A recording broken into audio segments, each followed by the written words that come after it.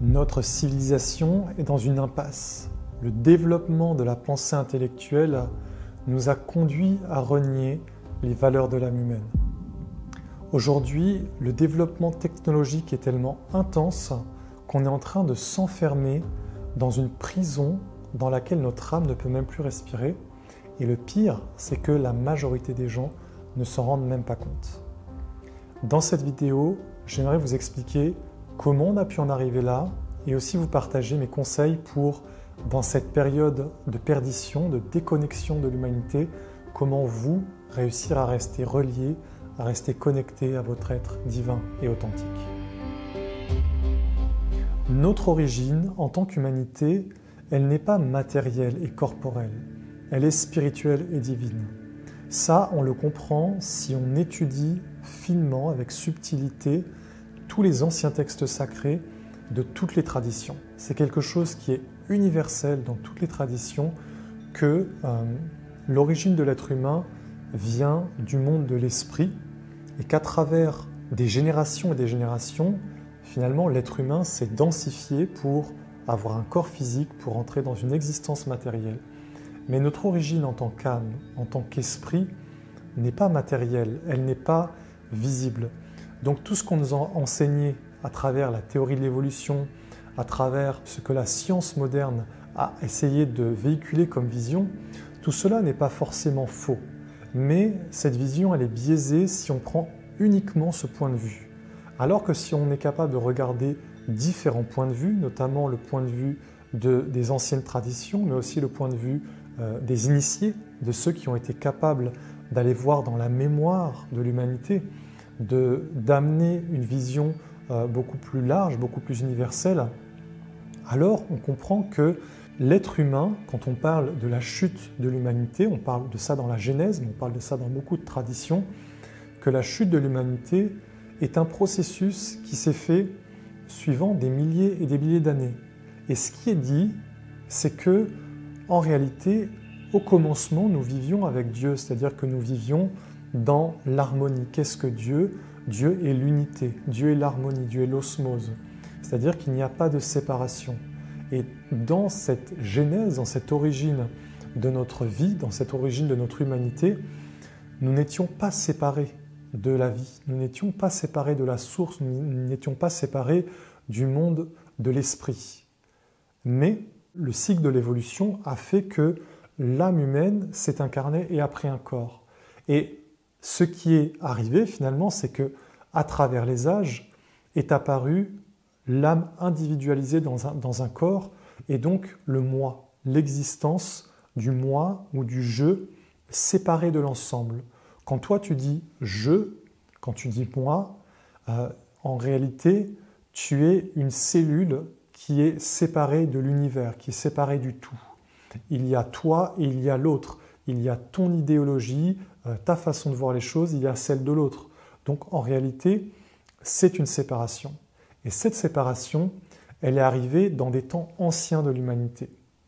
Donc aujourd'hui, ce que nous vivons, ce n'est qu'une conséquence d'une succession finalement d'événements, de l'évolution, on pourrait dire même de l'involution, parce que du royaume de l'esprit, l'âme humaine s'est incarnée jusqu'à toucher la terre. Et de la terre, de son incarnation terrestre, elle doit retourner vers le royaume de l'esprit.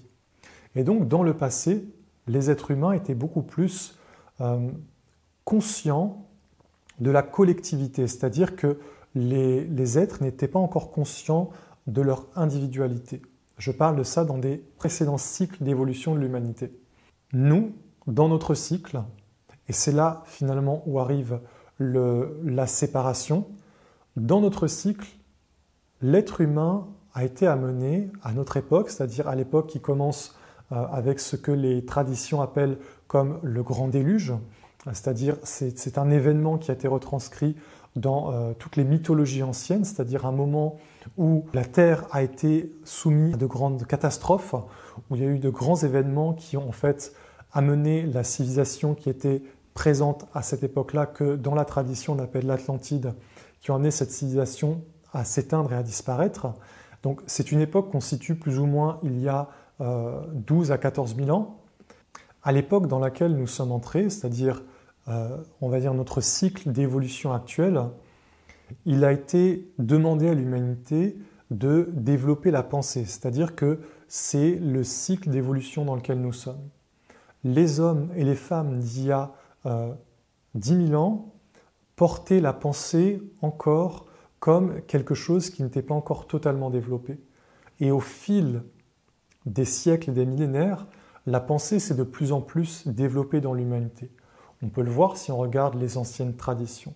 Mais dans les temps anciens, la connexion que les êtres avaient avec le divin était une connexion beaucoup plus naturelle, qui était une connexion d'une mémoire qui était transmise, des initiés qui étaient transmis d'un passé lointain, qui reliait ces êtres à une mémoire du divin.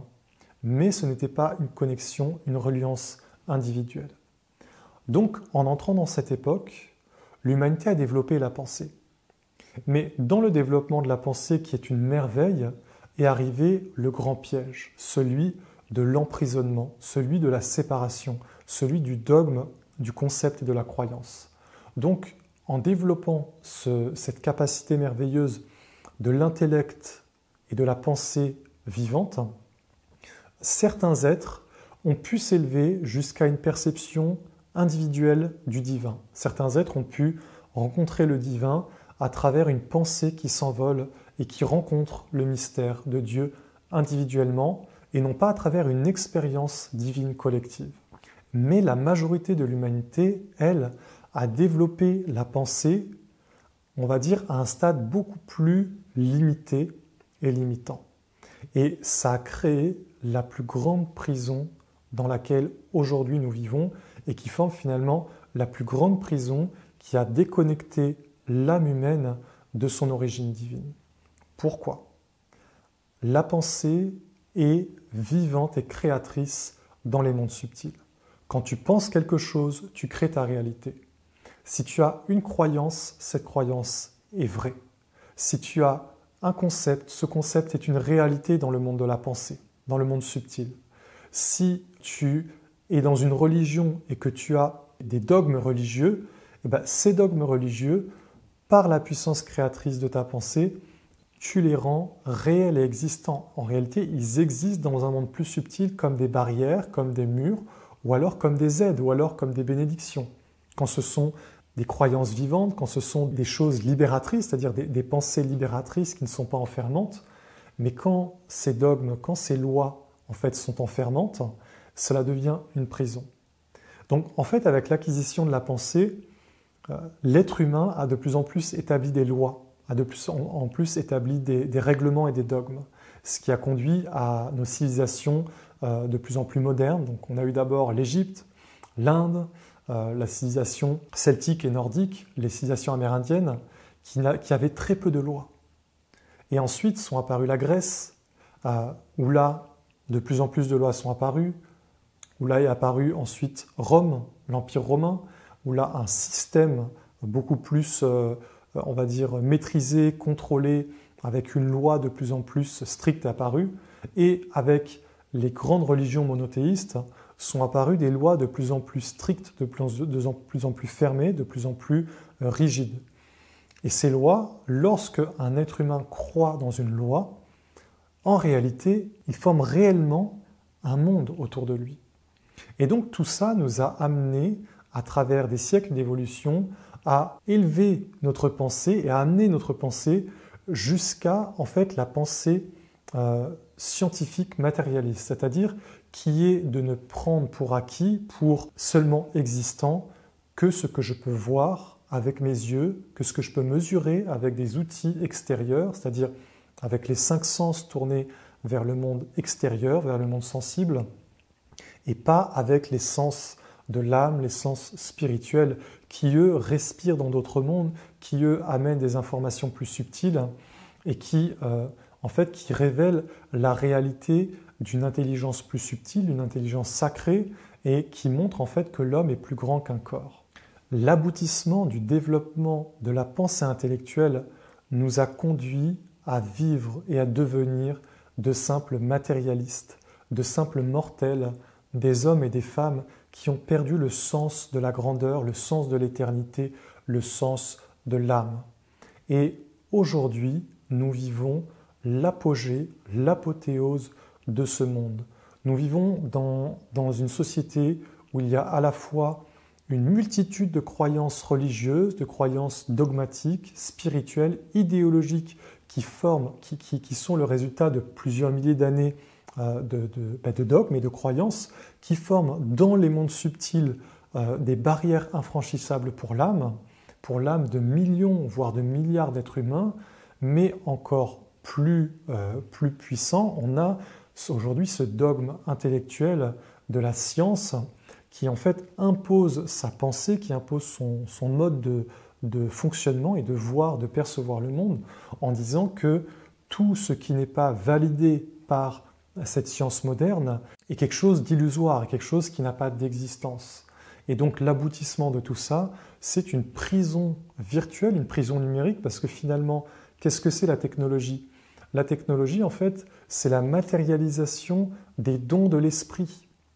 Parce que les dons de l'esprit, vous voyez par exemple la télépathie, qui est de se parler à distance, en fait, on l'a matérialisé à travers Internet, de communiquer les informations de façon quasiment instantanée, à travers les caméras, à travers la photographie. On a matérialisé la faculté de voir, la faculté d'avoir une vision plus élevée. Vous envoyez une caméra dans l'espace et vous pouvez observer tout l'univers. Mais cette faculté, on l'a avec des sens intérieurs, avec des sens internes. Donc, ce que je veux vous dire, c'est que à notre époque, on a atteint un stade de développement où on est arrivé au bout, on ne peut pas aller plus loin. Et là, malheureusement, l'humanité est en train d'entrer dans une impasse. Et cette impasse, c'est de perdre son âme en mettant tous ses sens, toutes ses perceptions à l'extérieur. Et la technologie vient comme la réponse de plusieurs milliers d'années d'éveil de la pensée, comme une réponse qui est l'aboutissement en fait de la connaissance et du savoir, comme le grand Dieu, le Dieu de notre époque, le Dieu ultime qui va régler tous les problèmes. Écoutez les gens qui parlent de l'intelligence artificielle, ils vont vous dire l'IA va régler tous nos problèmes. La réalité de ces technologies, quand vous les regardez, c'est que ces technologies, alors je ne suis pas contre la technologie, je préfère le dire tout de suite, mais j'essaie de vous expliquer des processus. La réalité de ces technologies, c'est qu'en fait, elles créent de plus en plus de problèmes. Et les problèmes, ils viennent du fait de la déconnexion avec l'âme.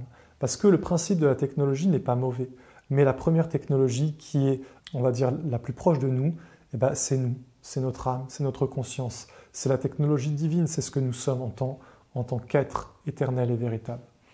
Alors, face à cet enfermement qui est de plus en plus fort, de plus en plus grand, il y a un chemin de libération.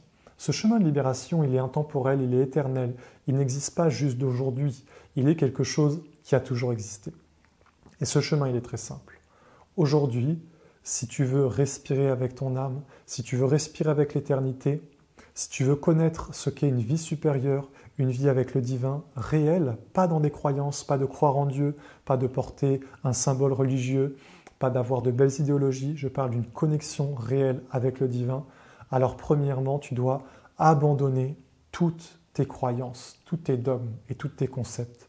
La croyance, le dogme, le concept, l'idéologie qui n'est pas vécue intérieurement comme une réalité sera un frein pour ton évolution d'âme. Alors, si tu veux aller vers la libération, mets de côté tes croyances religieuses, mets de côté ton appartenance à une religion, mets de côté ton origine ethnique, de race ou de peuple, mets de côté ton origine sociale, mets de côté toutes tes croyances et mets à la première place l'expérience vécue. Si dans ta vie tu as fait l'expérience de l'amour, si dans ta vie tu as fait l'expérience de la paix profonde, si tu as fait l'expérience de ce que peut être la vérité, de ce que peut être un vrai regard, une vraie parole, de ce que peut être l'honneur et l'authenticité, de ce que peut être la douceur, c'est-à-dire si tu as vécu à l'intérieur de toi des valeurs, que tu les as mis en action, sache que seule cette expérience peut être ta base, seule ces expériences peut être ton fondement. Tout le reste ne sont que des croyances. Tout ce que tu n'expérimentes pas, tout ce que tu ne vis pas, tout ce que tu ne crées pas à l'intérieur de toi comme une réalité, comme un corps, tout cela n'est que des illusions. Même si une chose est vraie, tant que tu ne la vis pas à l'intérieur, elle demeure une illusion. Alors, va dans le sens de faire des expériences. Apprends à méditer, apprends à prier, retourne vers la nature, fais des expériences avec ta conscience, plonge ta conscience dans le ciel, dans la montagne, dans ce que tu observes dans la nature. Va dans la nature et regarde la nature comme le livre d'une intelligence supérieure et vois à travers elle la manifestation d'une intelligence universelle qui est une, mais qui se manifeste de multiples façons. Si tu commences à éveiller un autre regard, une autre pensée, une autre conscience, une autre façon de percevoir le monde et la vie, tu vas voir qu'il n'y a aucune séparation entre toi et l'autre, entre toi et d'autres êtres humains, mais aussi entre toi et un animal, une plante, une pierre, même une étoile, même un être invisible, même un concept invisible comme l'amour universel. Et tu vas voir que tu peux aimer n'importe qui, que tu n'es pas obligé de haïr les gens qui ne pensent pas comme toi, parce qu'aujourd'hui dans le monde, c'est ce qu'on voit. Et ce que vous voyez dans le monde aujourd'hui, je prends l'exemple tout simple entre le monde arabe et le monde, on va dire, juif. Alors, tout le monde n'est pas dedans, mais une grande majorité. Eh bien, en réalité, vous voyez l'intellect humain qui a déconnecté son être des valeurs de l'âme et qui ne respire plus dans la divinité. Alors, pour moi, la libération, c'est d'aller vers la vie nouvelle, c'est-à-dire d'aller vers une vie qui est universelle, qui est grande, qui est la vie de notre âme. Voyez toute chose dans la nature et dans l'humanité comme une partie de vous-même. Voyez l'autre, votre frère, votre ami, vos parents, même un inconnu. Voyez-le comme une âme vivante et ne vous sentez pas séparés et différents. Mais cultivez-vous à l'intérieur la volonté d'expérimenter la réalité de Dieu à travers les vertus. Je vous le dis, le seul vrai chemin, c'est l'expérimentation des vertus. Redevenez un être vertueux, apprenez à ne pas enfermer, à ne pas juger, à ne pas condamner, apprenez à aimer, à être dans la sérénité, dans la paix, dans la confiance. Apprenez finalement à redevenir la lumière sur la terre pour faire l'expérience de ce qu'est Dieu et vous allez voir que Dieu va vous apparaître en toutes choses. Alors, oui, notre société est dans l'impasse. Oui, nous vivons un moment déterminant. Oui, à travers tout ce que nous pouvons voir en ce moment, on voit qu'une grande folie s'empare de l'humanité, qui est le fruit d'une déconnexion totale avec le divin, mais vous n'êtes pas obligé de suivre ce chemin. Ce n'est pas moi le chemin que je suis, ce n'est pas le chemin que je prône. Beaucoup d'êtres sur la Terre vont vous montrer qu'aujourd'hui, nous sommes à une époque de choix. Alors, je vous le dis, choisissez votre chemin, choisissez le chemin de l'âme, choisissez le chemin des vertus, celui qui non seulement vous libérera vous-même, mais qui libérera les êtres autour de vous, tous ceux que vous rencontrerez, parce que vous deviendrez sur la terre une flamme allumée, vous deviendrez un être qui rayonne la lumière. Alors, j'espère que cette vidéo vous aura apporté des clés, vous aura apporté une vision, mais surtout une force, un enthousiasme, une détermination. Si vous êtes dans votre vie mais que vous ne voyez pas la lumière, gardez courage, regardez le monde avec un œil nouveau et vous allez voir que la lumière, elle est là, elle est omniprésente. À vous d'ouvrir vos yeux, d'ouvrir vos sens à cette vie belle et pure qui est là, omniprésente, et à en devenir les représentants sur la terre. Je vous remercie de m'avoir écouté, je vous souhaite une belle journée, je vous dis à très bientôt.